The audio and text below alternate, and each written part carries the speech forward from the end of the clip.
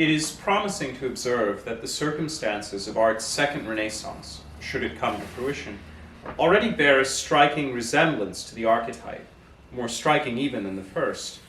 Vasari's rebirth of art naturally follows the outlines of an Exodus narrative, the Dark Ages Vasari's Land of Egypt, though one would be hard-pressed to identify any medieval tyrant who ever threatened to murder Renaissance art in the cradle. The Renaissance grew organically, like a seed in well-watered soil, out of medieval Christianity. Postmodern culture, by contrast, is hardly so expedient. Today there is a pharaoh who would massacre the innocent, for it is not by, but in spite of the spirit of the times, that art will be reborn. As Alain Badiou writes, a younger generation has now come of age in a worldless world, poisoned by the miasma of ideological confusion. The post-patriarchal nihilist order presents itself as a domain of liberation in which the future is an infinitely expanding horizon of choice, when in fact young people find that there are precisely two choices between hedonism and success. One may live for pleasure or for money and status. The only other alternative, according to Badiou, is a violent retreat into an artificially resuscitated tradition. The work which has come out of the Atelier movement does not entirely escape the charge of artificial resuscitation. To play the devil's advocate, much of our work looks suspiciously like postmodern pastiche, cherry-picked from the remains of the classical tradition. There is no particular concern for canonical subject matter or even narrative profundity. Transcriptive naturalism is prioritized to the exclusion of the universal and the ideal. And even when the coloring, composition, and technique are well done, classical conventions are disregarded. The ateliers have done a commendable job of reskilling a generation of artists, but no one is about to mistake our art for the work of a Leonardo, Raphael, or a Michelangelo returning from the grave.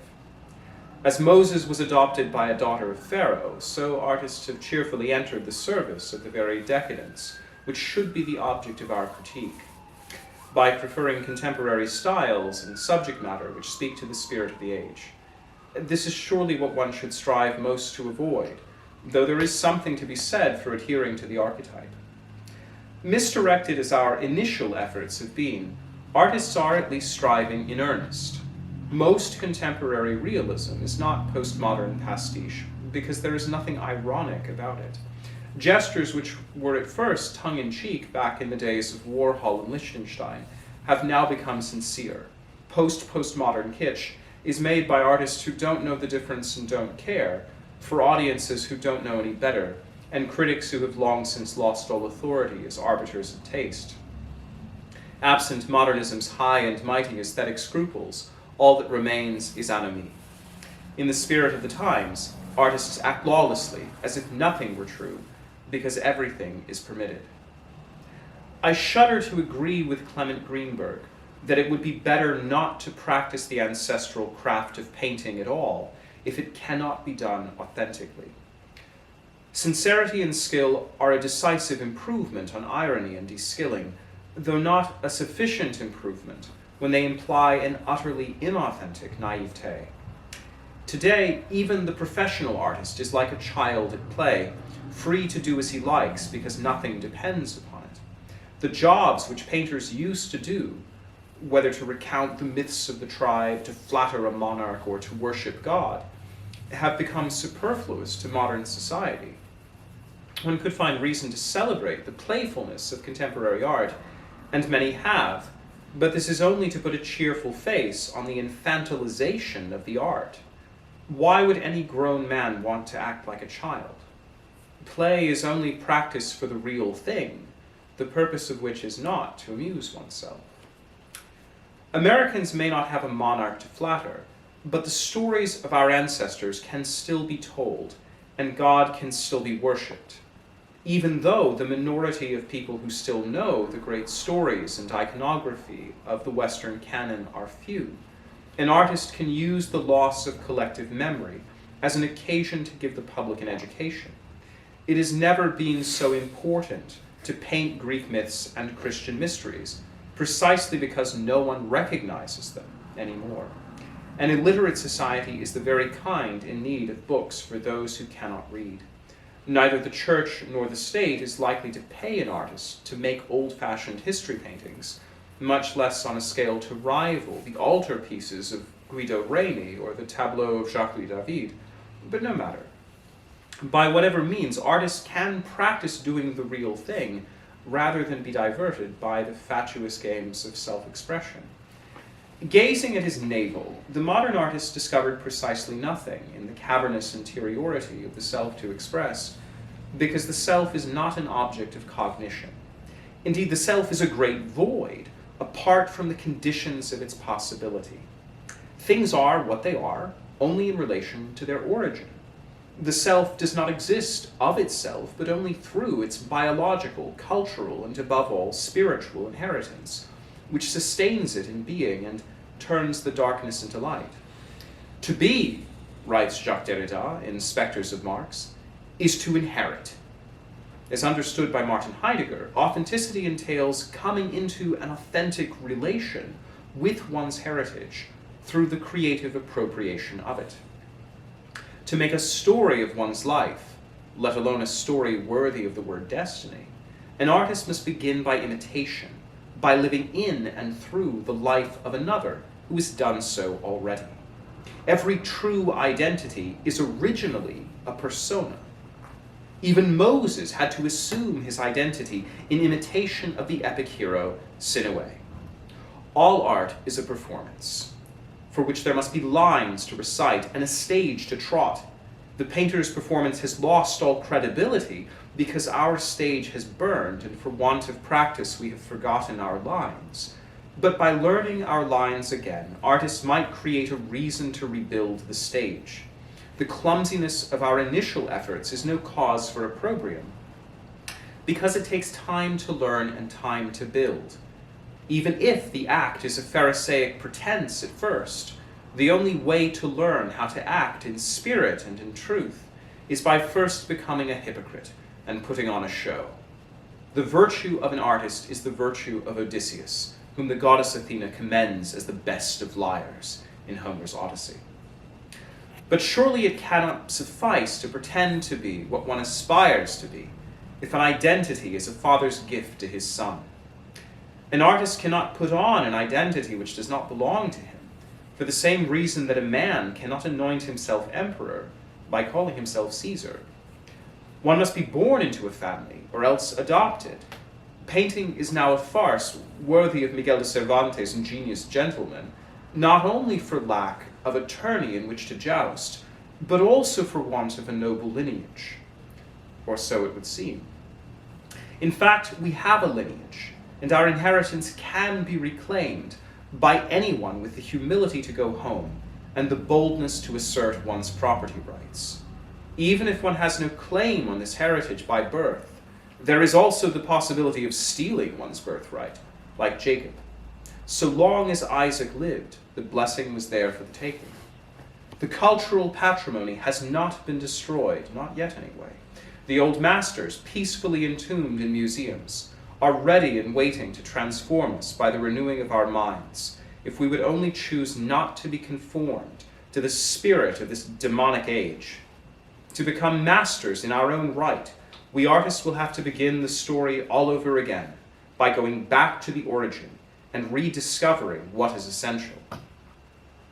This labor has already begun, and a beautiful child conceived by the spirit of another age has come into the world. The work of art has in some sense been reborn already, but it has yet to become what it was born to be. Quote, "To be a work of art means to set up a world." If the work of art is to grow out of its playful naivete and fulfill its destiny to redeem the worldless, artists will have to emulate the original world historical individual, the man who 3,000 years ago set up the world that we have lost. Artists will have to walk in Moses' footsteps by killing the Egyptian, fleeing the house of Pharaoh, and awaiting our calling in the wilderness. The narrative logic of Moses' excusable transgression of the fifth commandment to save the life of a fellow Hebrew is no incidental occasion for his flight from Egypt, but symbolic of killing the Egyptian in himself, who would destroy his true identity. The identity of a classical painter is similarly conflicted. We live in a society which has turned against all that was once the means of its salvation, like the Egyptians, who, having forgotten what Joseph had done, enslaved the people of Israel. The temptation is to overlook the vices of the culture and become passively complicit in them, as Moses was no doubt tempted to overlook the abuse of his brethren. The life of an Egyptian prince is comfortable. It is easier to work with the world than against it. It is easier to aestheticize and commercialize one's art by simply making luxury goods for customers with the money to buy them and the taste to appreciate them, than it is to serve a greater purpose which carries no promise of remuneration. One does have to make a living. When Moses flees into the wilderness, the thought of redeeming his people from bondage is the furthest thing from his mind. It is all he can do to save his own life.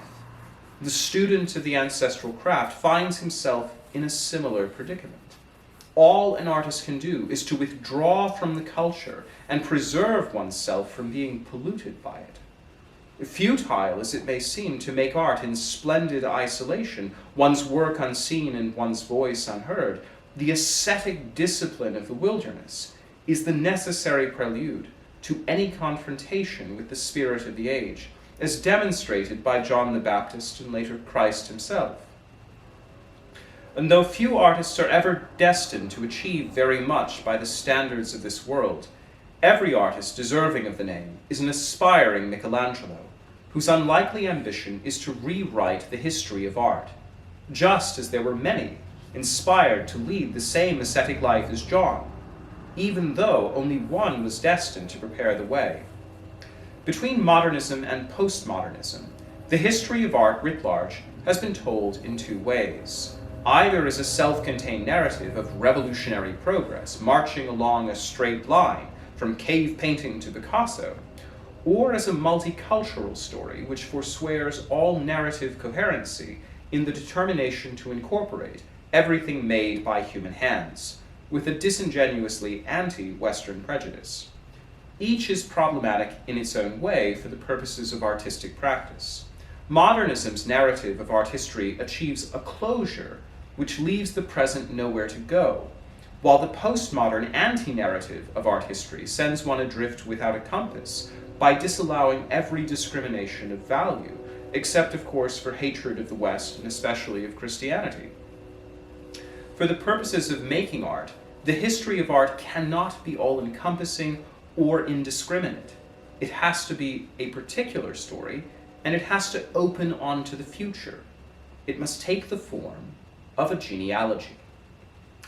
No less than other flora and fauna, a painting is an organism to be classified as one part of a greater organic unity, popularly known as the tree of life.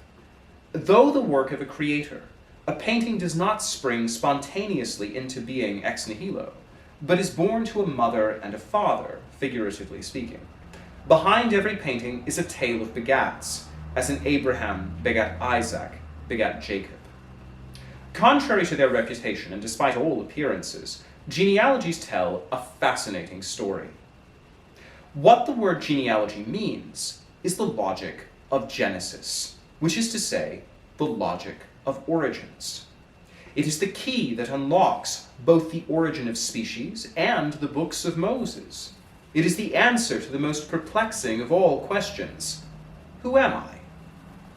What the genealogist shows is that identity is secured by difference, an earth-shattering idea understood implicitly for as long as humanity has walked the earth, though only theorized abstractly in the late 19th century by the French linguist Ferdinand de Saussure. Who you are, according to the genealogist, is a function of the difference between a father and a son. As an utterly contingent being, suspended in a virtually infinite sequence of fathers and sons, you are the ratio of sunrise to sunset, and the quotient of an apparently unwritten future divided by the ostensibly immutable fact of the past. The son of Abraham and the father of Jacob is the event horizon of a metamorphosis, whereas the past is retroactively endowed with a purpose, and an equally contingent future is transformed into a destiny. What makes a destiny is a question of probability, since only that which can't possibly be ever has to be. Why does anyone remember the Titanic but because it was destined to sink? Because it was unsinkable. The Titan is fated to be overthrown by an Olympian, only because the Titan is indomitable, just as every Goliath is defeated by a David. The Titan Cronus, who was the son of heaven and earth, overthrew and castrated his father, so the story goes. For fear of a similar fate, Cronus devoured his children, graphically depicted by Peter Paul Rubens and Francisco Goya. Yet there was a son by the name of Zeus, who escaped with the help of his mother and dethroned the patriarchal tyrant. The story of Isaac follows a similar logic, as a son of promise who has to be, for the very reason that he cannot be, though Genesis certainly differs from Greek mythology in that Abraham and Isaac have no latent desire to murder one another. Human beings are able to make of life something worthy of the word destiny, because everyone is born, like Isaac, to a 90-year-old woman, one's own existence so